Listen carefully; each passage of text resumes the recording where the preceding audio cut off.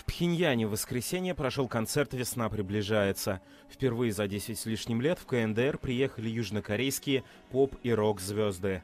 Об этом визите заговорили после Олимпиады в Пхенчхане, где выступали северокорейские музыканты.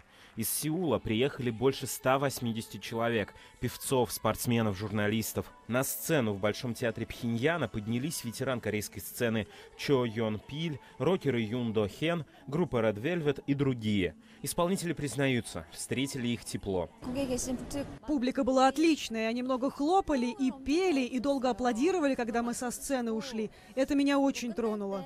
На концерте присутствовал лично Ким Чен Ын. Как пишет Надон Син Мун, лидер КНДР остался доволен и высоко оценил выступление. Музыканты проведут еще одно шоу, но уже вместе с северокорейскими звездами. Для мировой прессы этот визит стал символом снижения напряженности на полуострове. Гастроли южнокорейских музыкантов состоялись на фоне подготовки к первому за несколько лет саммиту двух Корей, намеченному на конец апреля.